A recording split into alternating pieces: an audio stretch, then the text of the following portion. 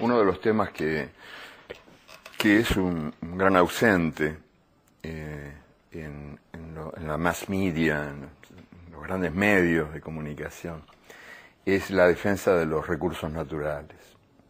Cuando se habla de algún país que intenta defender sus recursos naturales, se habla con mucho desprecio, como gente prehistórica, que se opone a la modernidad, residuos como los dinosaurios de épocas pasadas, como si este acto de dignidad nacional, que es la defensa de los recursos naturales en cada país, fuera un acto despreciable y un signo de atraso y de ignorancia.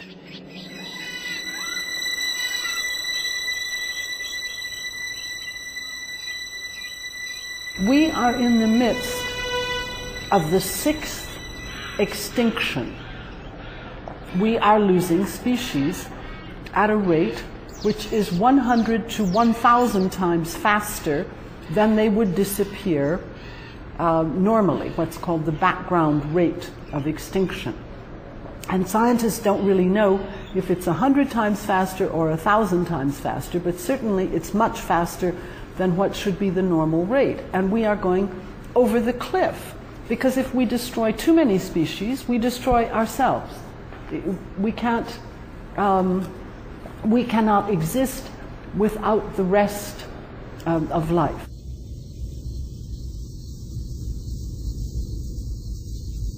Extinction is always a normal process and has always been going on. That's what is happening today is overwhelmingly increased by human activity, something on the order of 1,000 times the normal rate of loss. And so for many groups of organisms, significant percentages of the species, 20, 30% of flowering plants or birds are endangered and closing in on extinction.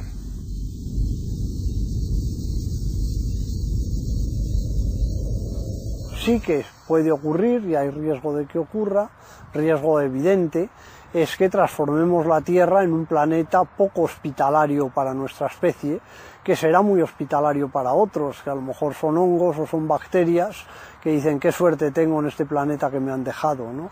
Hay una frase muy bonita de un biólogo que ha muerto hace poco, de Stephen Gould, que dice que ni con todas nuestras armas atómicas, por mucho que nos empeñemos con todas nuestras malignas armas de destrucción, no somos capaces de acabar con la vida sobre la Tierra, porque siempre quedarán bacterias, ¿no? El planeta se recuperará. Los que no se recuperarán somos el problema, nosotros. The question before all of us is whether we allow it to happen or whether we take steps to change the way in which we live on this planet to prevent that from happening.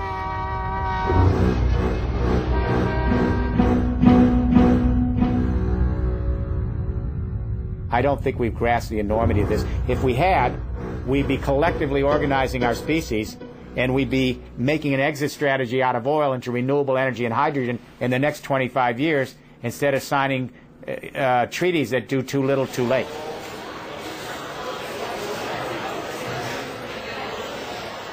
What I particularly would love to see happen is that any time a country is thinking about forgiving debt, or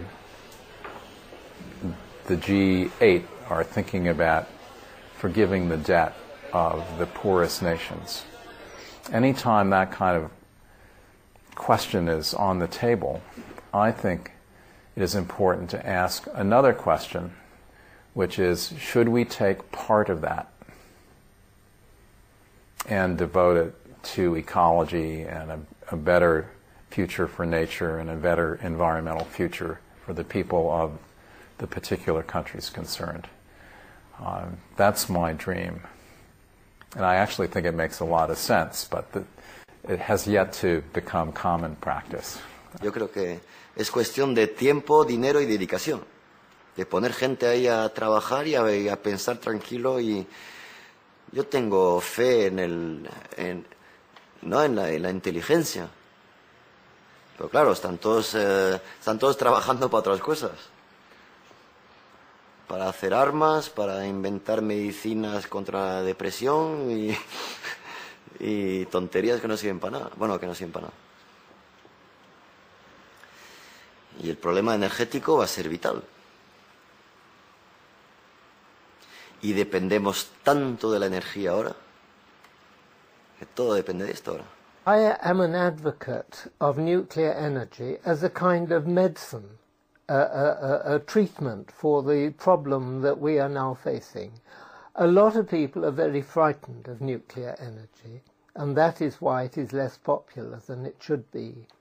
But I entreat them, I plead with them to think the dangers of the world heating up are far, far greater to them and to their children, and most of all their grandchildren, than any of the risks attaching to nuclear energy. Is this in the interests of the petroleum companies? Of course not.